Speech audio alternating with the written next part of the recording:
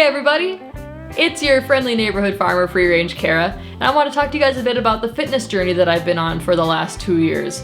As of November of 2022, I've been working with my trainer Jason for 2 years, and he took me through COVID to get to what is currently the best shape of my life.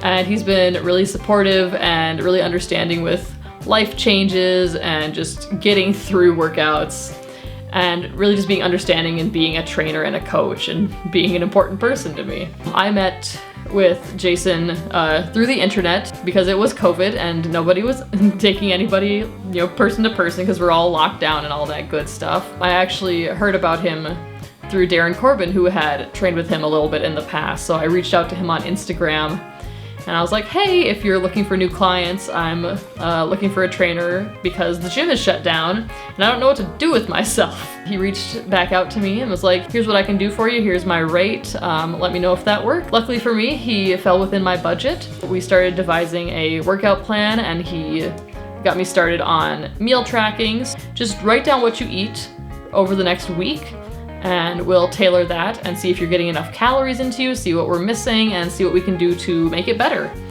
Never at any time was he like, you're only allowed to eat this, you can't have any sweets, you can't do any of this. He was very flexible with what I was willing to work with because let me tell you, I have not given up Oreos throughout this whole thing. I will eat Oreos when I damn well please. He's like, yeah, you can eat Oreos, like Oreos are great. Just don't make it a regular thing to eat a whole sleeve of them all the time. Every day I have 2 Oreos with my lunch because I love them and they're delicious and it helps keep me out of the candy drawer at work. So it's like a win-win. I still get my Oreos and I'm still staying on track with my fitness. And so initially I had no equipment with me because, it's COVID and I'm in an apartment. So he had me buy some exercise bands and some kettlebells. And we started off just doing exercises with, kettlebells and exercise bands for literal months. Every month I would send him progress pictures so we could see how things were looking, kind of change up our routine depending on that. And then after a couple months, gym started opening back up. So I said, hey, now here's the equipment that I have access to. I didn't go back to a full company gym because my apartment complex has a pretty decent one compared to apartments. I've got the Smith machine, I've got a couple different pulling machines, I've got dumbbells up to 50 pounds. It's a pretty good setup for someone who's not super lifting heavy. So I was like, hey, here's the equipment I have now, let's change up our workout stuff to better reflect that. We started building my workout around all of those things. And then I was getting to a point where I was like, hey, I think we could add an extra fitness day on here, especially now that I have access to more things. We bumped it up from 4 days a week to 5 days a week.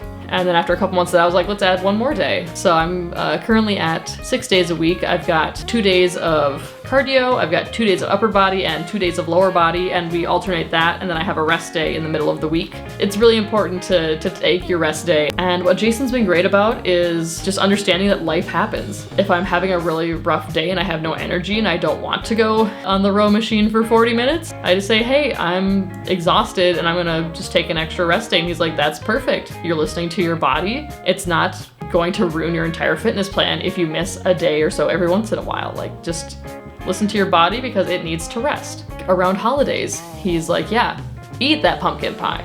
Eat all of it. Eat like you normally would throughout the rest of the week. Don't go crazy every single day. And he's really been a great positive force in my life, just keeping me motivated to go to the gym. Even when I was like, hey, my community center down the road has more equipment than my apartment gym. Can we add in a couple days a week of going there? And I was like, here's all the equipment they have. And he's like, that's great, let's do some more things. Every once in a while, he'll ask me for some fitness goals of mine and I'll tell him some fitness goals and we'll start building toward those. Right now, I'm working towards doing unassisted pull-ups because I've never been able to do a pull-up unassisted before, so we're working on those right now. And I said I want to be able to squat 250 pounds, so it's another one that we're working toward.